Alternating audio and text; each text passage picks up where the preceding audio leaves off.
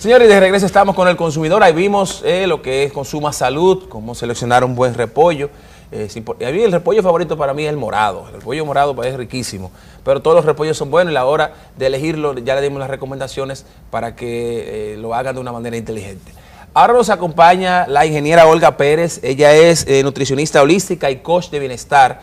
Y con ella estaremos hablando sobre un tema muy importante hoy. Son los errores que cometemos en nuestros hogares en el tema de la conservación de los alimentos, en el manejo de los alimentos que a diario en nuestras casas, en las cocinas, hoy muchas amas de casa que nos están viendo cometen sin darse cuenta. Olga, un gran placer tenerla en el programa y hablar sobre este tema que me parece muy interesante porque va con la salud.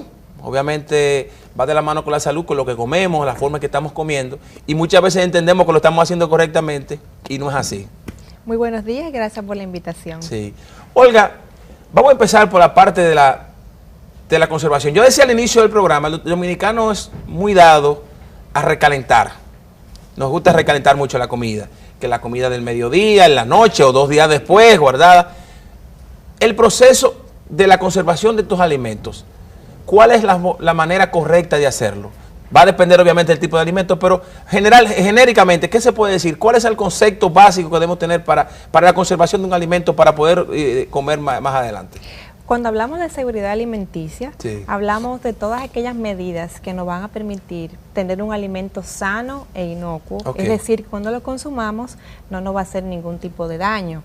Y para ello tenemos que hablar del control del tiempo y la temperatura en los alimentos, porque de ello depende qué tan rápido los microbios, los patógenos, que son aquellos microorganismos que a simple vista no se ven, pero que se desarrollan a ciertas temperaturas de una manera acelerada, pues evitemos que esos alimentos sufran ese tipo de contaminación. Inmediatamente los microbios, los patógenos comienzan a reproducirse en un alimento, pues ya cuando lo comemos, entonces vienen los problemas estomacales, las diarreas, las intoxicaciones y una serie de situaciones. Okay. Entonces cuando hablamos de conservación, siempre tomamos en cuenta primero control de tiempo y temperatura.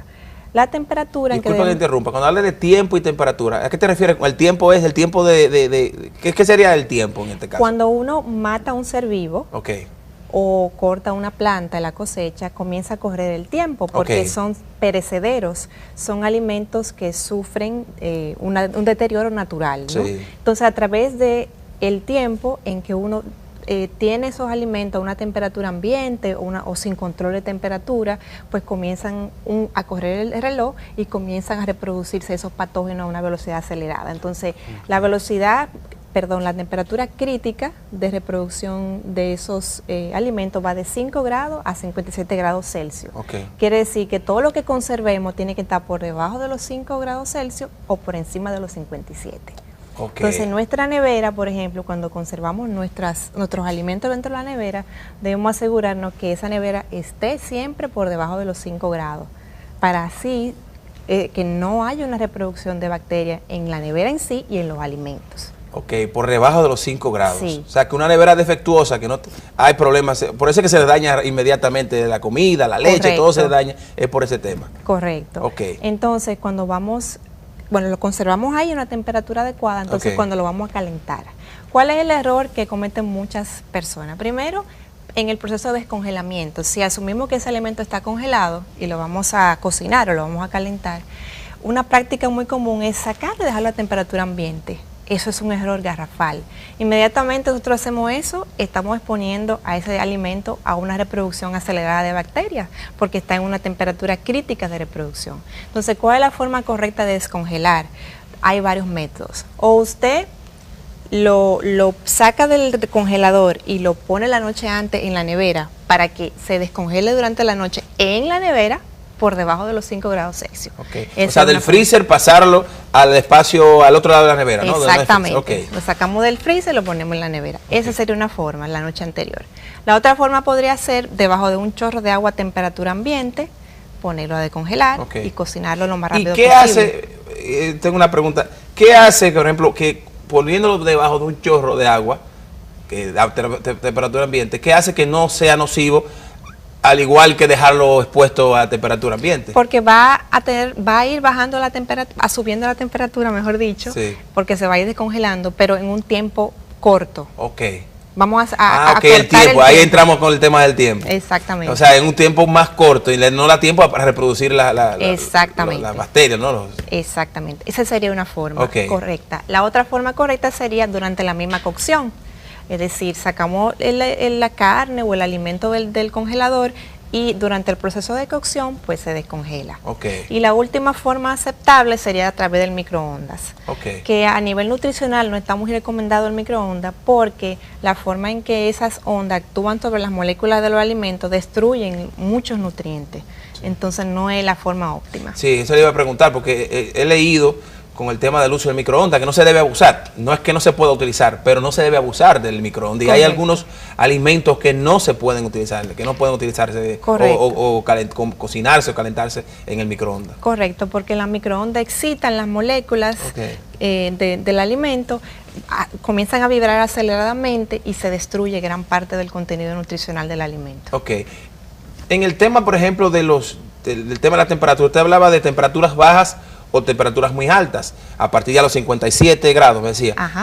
¿Qué se conserva a partir de los 57? ¿Qué alimentos, qué tipo de alimentos se conservan con ese tipo de temperatura? Eso tiene que ver ya cuando vamos a servir el alimento. Eso Por ejemplo, si estamos en un buffet o si vamos a servir el alimento para que nuestra familia lo consuma, siempre debemos mantenerlo por encima de los 57, no dejarlo a temperatura ambiente y olvidarnos que está ahí, dejarlo fuera de la nevera, no. Y lo máximo que se recomienda que un alimento esté fuera de esa temperatura óptima es 4 horas. Un alimento expuesto a temperatura ambiente por 4 horas ya automáticamente se convierte en peligroso y se recomienda el desecharlo. Y el tema de que mucha gente congela y descongela y congela y descongela. Por ejemplo, tiene una carne, la descongela, usa una parte, la vuelve a congelar. Yo he leído, he escuchado como que eso no es correcto. Muy, muy peligroso, sumamente peligroso. Cuando uno rompe el ciclo, lo que se llama el ciclo de refrigeración, de un alimento, el ciclo de la temperatura, eso se convierte en muy peligroso. O sea, lo recomendable es partir el alimento en porciones más pequeñas. Entonces la que tú vas a dejar congelando, la dejas, y la que tú vas a utilizar, la pones a descongelar. Pero no congelar, descongelar, congelar, descongelar. Eso es muy peligroso. Por eso, una recomendación que me llega a la cabeza es que cuando compremos estos trozos grandes de carne, a veces son pedazos muy grandes de carne, antes de congelarlo, cortarlos en porciones y meterlo en la nevera. Porque cortar algo congelado es más difícil, ¿no? Es más difícil, es más complicado. Y también yo he observado en el supermercado personas, por ejemplo, el pescado está ya descongelado. Entonces yo compro mi pescado, vuelvo a mi casa y lo vuelvo y lo pongo a congelar otra vez y luego me lo como después. No, si tú vas a comprar un pescado descongelado, se supone que tú lo vas a consumir de una vez. Es importante. Ahora, si tú lo compras congelado, si está fresco es para comérselo en ese mismo día, ¿no? Exactamente. Entonces, si tú lo quieres conservar, pues tú lo compras congelado y tú llegas a tu casa y tú lo pones en el congelador. Hay un tema, el tema de cuando vamos al supermercado y hacemos las compras, y muchas veces nos toca ir a otros sitios luego del supermercado y tenemos esa compra en el vehículo. ¿Puede afectar eso la comida, el calor, el tiempo? Claro que sí. Vivimos en el trópico, con temperaturas altas, el carro está expuesto al sol, va a subir hasta una temperatura muy alta y va a entrar en la temperatura crítica de peligro, en el cual realmente estamos exponiendo el alimento a que se dañe y a que microbiológicamente se convierta en patógeno, o sea, en dañino. ¿Cuáles son los errores más comunes que cometemos nosotros dentro del tema de la seguridad alimentaria? Sí, uno que yo quiero mencionar porque es muy grave es el tema de los huevos. Los huevos. Los huevos y los productos de las aves son muy susceptibles a la salmonela, la reproducción de salmonela, por el hecho de que el huevo sale de la cloaca del pollo, el cual es el mismo hoyo en que el pollo defeca. Y las condiciones en las que están ahora mismo los pollos de industrialización y comercialización, están todos los pollos juntos, defecando y todo eso juntos, lo cual quiere decir que el riesgo de salmonelosis es muy fuerte. Hay que tener mucho cuidado con los huevos. Primero, mantenerlos en el refrigerador, no a temperatura ambiente.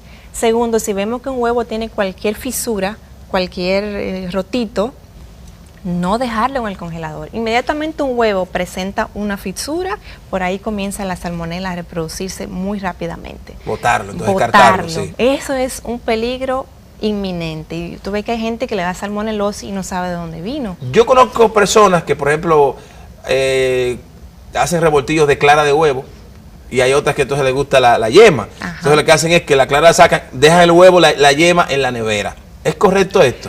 Muy peligroso. Muy peligroso. Los huevos deben consumirse de una vez. Si yo los saco de su cascarón, debe ser idealmente para consumirlo de una vez. Ahora, si por alguna razón lo tengo que dejar de un día para otro, lo saco de la cáscara, lo pongo en un envase cerrado, lo tapo.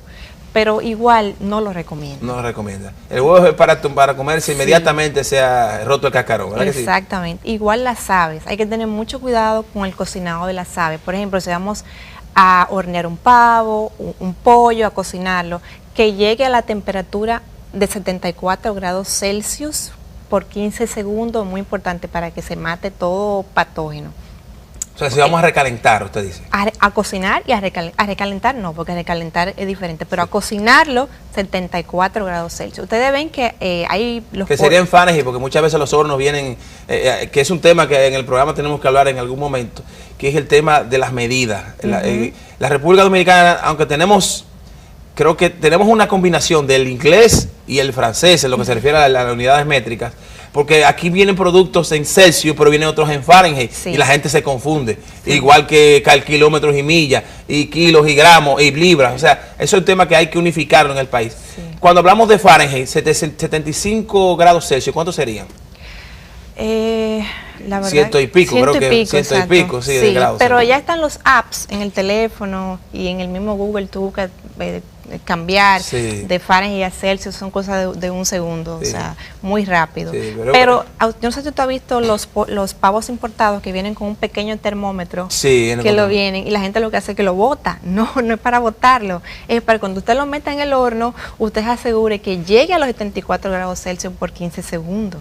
Y hay termómetros que lo venden en todos los ferreterías y todo, que es como una varilla con un palito, y usted lo entra y ahí se asegura que llegue a la temperatura correcta. Hay que aprender a usarlo y hay que asegurarse de usarlo correctamente. Hay un tema que siempre hablamos aquí en la cocina, cuando viene el chef Alejandro y cuando también está Nieves, que es el tema de la contaminación cruzada, que es cuando utilizamos los mismos utensilios para cortar carnes o para luego cortar vegetales. Explíqueme un poquito cuál es el problema con este tema. Muy interesante. Lo que pasa es que hay alimentos que se consumen crudos, que son listos para comer, como son las ensaladas, que solamente les sometemos a un lavado y se comen crudos. Sin embargo, hay pescados, hay carne que tenemos pues que cocinarlo.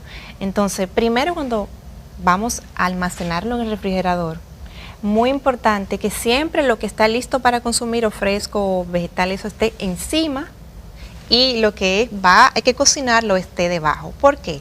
Porque si le cae líquido, por ejemplo, sangre o cualquier fluido de ese alimento a un vegetal, no lo vamos a cocinar y automáticamente es un vegetal muy peligroso. Entonces hay que tener eso en cuenta. Los pescados siempre encima de la carne, igual porque el pescado necesita una temperatura menor que un pollo o que un cerdo. Entonces vegetales frescos, pescado y carnes abajo, para que cualquier fluido no le vaya a caer. Pero puede ir el pescado arriba de la carne, literalmente arriba, o tiene que ser en un anaquel, en un espacio más... Bueno, lo que pasa es que depende de la nevera. Estamos hablando de consumidor con una nevera sencilla, ¿no? No, pero pudiera ir junto, pues se va a cocinar. Sí, pero siempre el pescado arriba, porque si le cae un fluido de pescado a la carne, como quiera la carne tú la vas a cocinar por más tiempo. Y a una temperatura mayor. La carne debe ir abajo. Abajo, esa parte es importante. El tema, mucha gente tiene miedo de comer carne. Usted hablaba del tema del pollo, y el pollo tiene una fama de traer la salmonela, que usted bien hablaba, pero las otras carnes, la de cerdo también tiene una muy mala reputación en algunos lugares por intoxicaciones y cosas que pueden presentarse. ¿A qué se debe que esto ocurra? ¿Por qué un pollo puede enfermar? ¿Por qué un cerdo pudiera enfermar? ¿Cuál es la condición que se da? Lo principal es las condiciones en las que se están ahora mismo industrialmente produciendo esa carne. O sea, son situaciones donde hay un aglomeramiento del animal, todo junto, donde los animales defecan ahí mismo, donde realmente el manejo no es el óptimo. Entonces, eso pone en riesgo al animal y a la carne. Las condiciones de manipulación durante la matanza también, si esas personas se lavaron las manos, si esas personas tienen instalaciones limpias, unos mataderos adecuados, utensilios adecuados para manejar esa carne. Pero yo he escuchado, ingeniera, que mucha gente dice, bueno, pero yo lo voy a cocinar, en el fuego se mata todo. Es cierto que hay situaciones que tal vez se presentaron en ese proceso de cuando mataron al animal, sacrificaron al animal, cuando hicieron todo el proceso, en el traslado, que con la cocción se eliminan. No, eso es completamente falso. Hay muchos patógenos que aún a temperaturas altas no se matan. Por ejemplo, el virus de la hepatitis A, que es muy común en los alimentos y es una de las causas más graves de muertes e intoxicaciones, no se mata con temperatura de cocción. Las toxinas que producen ciertas bacterias, como el Streptococcus aureus, por ejemplo, producen toxinas en el alimento. Esas toxinas no se matan con la cocción. Entonces no podemos asumir que un alimento, bueno, porque yo lo voy a cocinar después, no importa lo que pasó antes. Sí, no. O sea, en toda la cadena de producción de ese alimento debe tomarse en cuenta todas las reglas de higiene y de manipulación adecuadas. Higiene del empleado, higiene de los utensilios, temperaturas correctas, todo lo que es manipulación correcta. Tengo una pregunta, nuestros amigos de WhatsApp, me pregunta María, ¿qué pasa si dejamos sin recalentar un alimento y luego lo comemos? Por ejemplo, los líquidos como los frijoles, habla de ella. Bueno, no, el frijol no es un líquido, pero supongo que ella se refiere a la habichuela guisada, ¿verdad? Sí. Bueno, si ese frijol estuvo almacenado a una temperatura de 5 grados por debajo, realmente no debe tener patógeno adentro. Sería más un tema de gusto, ¿no? Que de inocuidad alimenticia. Pero ella habla, si dejamos sin recalentar, ella dice. Lo ideal es que siempre se caliente por lo menos a 57 grados Celsius. Sí. Por lo menos a esa temperatura, para asegurar que cualquier cosa que haya ahí quede muerto. Pero es claro lo que usted hablaba, de que la conservación debe ser en un espacio refrigerado. Correcto. Si lo dejamos a temperatura ambiente por más de 4 horas, no importa que lo recalentemos. Bueno, si lo recalenta, pero tendríamos que subir la temperatura de recalentamiento a 74 Celsius. O sea, ahí ya tenemos que subir la temperatura y el tiempo de calentamiento. Sí. Pero igual, siempre tratemos de mantener las cosas a una temperatura correcta, no más de 4 horas expuestos. Hay muchos temores también con lo que se refiere al tema de los vegetales. Los vegetales, mucha gente, por ejemplo, el repollo. Yo escuchaba a alguien decir que si tú encontrabas un gusano en un repollo era que estaba sano, que te lo comieras, porque con el tema de los químicos, sí. Aquí nosotros en la República Dominicana, y ustedes saben que manejamos el tema de la producción, las regulaciones para el control de uso de químicos, de pesticidas, no son tan buenas. O sea, los productores saben que una plaga se presenta en una cosecha, en un cultivo, y buscan, si hay un producto que hablan que la va a eliminar y que te va a recuperar y te va a salvar la cosecha, sin importar el riesgo que ponga la salud del que se lo consume, se utiliza. Entonces, ¿cómo nosotros podemos mantener, o cuando hablamos de seguridad alimentaria, el tema de los vegetales? ¿Qué debemos hacer a la hora de comprarlos? Muy buena pregunta. En la medida de las posibilidades, siempre orgánico va a ser una opción mejor que el convencional. En eso debemos estar claro, porque orgánico tiene un uso de unos químicos diferentes, más nobles. Y que aunque aquí todavía los orgánicos estamos en pañales. Por decir que no, yo creo que no existe, no sé si hay un supermercado de este país te oferte un producto 100% orgánico. Ya hay opciones, sí. Ya hay mercaditos orgánicos, ya hay una sección dentro de los supermercados grandes de orgánicos, ya sí, hay opciones. Ahora bien, son mucho más caros. Son mucho más caros, sí. Y no siempre están tan accesibles como tú bien dices. Ahora, lo importante es, primero, la conservación, como lo hablamos ahorita, que ya lo hablamos, y lo otro es cómo lo lavamos. Indudablemente que uno de los que más se utiliza para lavar los vegetales es el cloro, que ya venden mucho cloro comercial, que es para lavar la fruta y los vegetales, siempre utilizando la dosis correcta, porque el cloro no deja de ser una toxina. Claro. O sea, si le echamos más cloro de la cuenta a un alimento, lo estamos volviendo tóxico. Le estoy echando cloro, pero le echaste cloro que te puede intoxicar tú, o sea, te puede dar una complicación, claro. Y aún a las recomendaciones técnicas requeridas, sigue siendo tóxico. Ahí tenemos que estar claros de que es una toxina. Entonces, ¿qué es lo más recomendable? Tenemos, por ejemplo, el vinagre, que es muy fácil, sobre todo el vinagre blanco o el vinagre de manzana, porque el ácido acético es muy efectivo para que es uno de los componentes del vinagre, muy efectivo para el lavado. Entonces utilizamos, por ejemplo, una taza de vinagre por cada 3 litros de agua, que sería 1 a 10, una parte del vinagre por 10 de agua. Sí. Otra forma también de eliminar los pesticidas muy efectiva es agregarle bicarbonato a ese lavado. Okay. Yo primero pongo los vegetales debajo de agua que corra mucho el agua, le quito toda la tierra, lo sumerjo en el vinagre, como ya hablamos, y luego le echo 2 cucharadas a esos 3 litros de bicarbonato. El bicarbonato ayuda a desprender mucho esos tóxicos de pesticidas. Es una forma sencilla y bien práctica para lavar los vegetales. Qué importante esa recomendación, y deberíamos de hacerlo siempre. Deberíamos hacerlo siempre con todos los productos, porque consumidores dominicanos, les aseguro que muchas de las cosas que consumimos nosotros no son tan puras o tan sanas como entendemos que deben ser por el uso de los pesticidas. En la República Dominicana no hay regulación, por desgracia no hay regulación que vele por el uso de los pesticidas. Es más, se importan productos que en otros países son totalmente prohibidos, que no sé cómo aquí le permiten entrar. Así es. Y tú sabes, Olga, que sabemos un poquito de ese tema. Así es. ¿Qué más, Olga, entonces podemos hacer? ¿Sí? ¿Qué más podemos hacer para tener el tema de la seguridad alimentaria? Porque son tantas las cosas, que muchos de los errores que se cometen a diario, que muchas veces uno dice, tal vez no hago nada, pero ¿qué otras cosas básicas debemos hacer nosotros? Igual todos los alimentos que son sensibles a la temperatura, le hace pescados, mariscos, lácteos, tener muy en cuenta. Los mariscos, qué bueno los mariscos. ¿Qué pasa con los mariscos? Debemos asegurarnos que sean de suplidores confiables, seguros, y que esos mariscos y esos pescados hayan sido almacenados a la temperatura correcta. No como vemos en la calle, una práctica muy común, los pescadores con los pescados y los mariscos sin refrigeración y sin nada en la calle. Eso es muy riesgoso porque de por sí los mariscos son susceptibles a tener toxinas biológicas, o sea, toxinas que ellos mismos producen. Como la ciguatera, como otro tipo de toxinas que producen esos pescados y esos mariscos. ¿El limón no te quita eso? No, el limón no. ¿No lo quita el limón? No. O cuando uno compra marisco, le doy un limoncito y ya, que estamos el mismo cerdo, ya es un limón para matar cualquier cosa. El limón no elimina nada. No, el limón realmente es un antimicrobiano natural. Ayuda, sí, tiene ácido cítrico y el ácido cítrico sí, pero las toxinas de los mariscos son muy peligrosas y eso la única forma de garantizar es que el marisco esté en la temperatura adecuada y que provenga de un mar o de un lugar que no esté contaminado.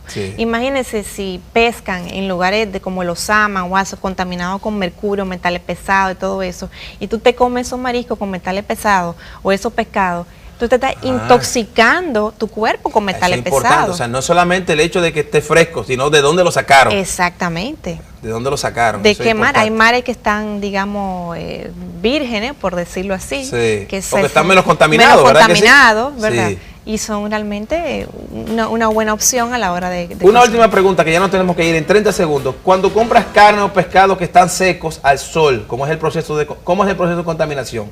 La carne salada o el pescado seco y luego frito, y luego que calientas comida y la dejamos enfriar para comerla, ¿pueden contaminarse antes de comerla? Bueno, son muchas preguntas juntas. Sí. Dice aquí, cuando compras carne o pescado que están secos al sol, ¿cómo es el proceso de contaminación? Igual debe haber sido manipulado correctamente, debe haber sido refrigerado y con las manos limpias, todo lo que le higiene correctamente. Claro, ya seco al sol, la sal, por ejemplo, si es con un proceso de salado, la sal ayuda a conservar el alimento para que se reproduzcan los microbios, o sea, evitar, la reproducción de los microbios. O sea, que la sal es un conservador. Sí, recuérdate que antes en la Edad Media y era todo con sal, eso que se era con sal. Tenemos que irnos, ingeniera, pero una persona que me pregunta, si tú calientas la comida y luego la dejas enfriar porque te la quieres comer fría, ¿te puede contaminar?